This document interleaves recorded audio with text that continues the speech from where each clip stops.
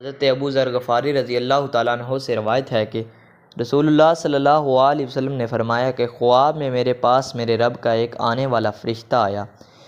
اس نے مجھے خبر دی، یا آپ صلی اللہ علیہ وسلم نے یہ فرمایا کہ اس نے مجھے خوشخبری دی کہ میری امت میں سے جو کوئی اس حال میں مرے کہ اللہ تعالیٰ کے ساتھ اس نے کوئی شریک نہ ٹھہرایا ہو تو وہ جنت میں جائے گا۔ اس پر میں نے پوچھا اگرچہ اس نے زنا کیا ہو، اگرچہ اس نے چوری کی ہو؟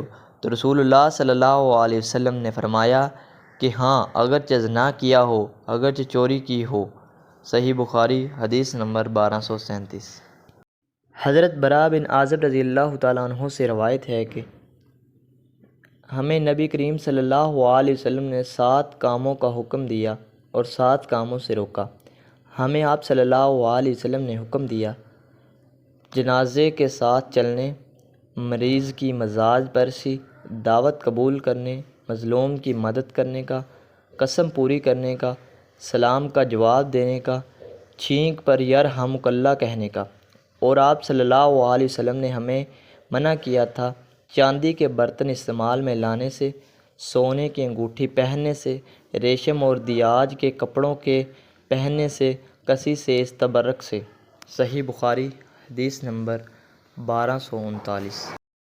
حضرت انس رضی اللہ تعالیٰ عنہ سے روایت ہے کہ نبی کریم صلی اللہ علیہ وسلم نے فرمایا کہ کسی مسلمان کے اگر 3 بچے مر جائیں جو بلوغت کو نہ پہنچیں تو اللہ تعالیٰ اس رحمت کے نتیجے میں جو ان بچوں سے وہ رکھتا ہے، مسلمان بچے کے باپ اور ماں کو بھی جنت میں داخل کرے گا۔ صحیح بخاری حدیث نمبر 1248۔ عائشہ صدیقہ رضی اللہ تعالیٰ عنہا سے روایت ہے کہ عبد الرحمن بن ابی بکر ایک مرتبہ آئے۔ ان کے ہاتھ میں مسواک تھی جسے وہ استعمال کیا کرتے تھے۔ رسول اللہ صلی اللہ علیہ وسلم نے بیماری کی حالت میں ان سے کہا، عبد الرحمن یہ مسواک مجھے دے دے۔ انہوں نے دے دی۔ میں نے اس کے سرے کو پہلے توڑا، یعنی اتنی لکڑی نکال دی جو عبد الرحمن اپنے منہ سے لگایا کرتے تھے، پھر اسے چبا کر رسول اللہ صلی اللہ علیہ وسلم کو دے دیا۔ ان حضرت صلی اللہ علیہ وسلم نے اس سے دانت صاف کیا اور آپ صلی اللہ علیہ وسلم اس وقت میرے سینے پر ٹیک لگائے ہوئے تھے۔ صحیح بخاری حدیث نمبر 890۔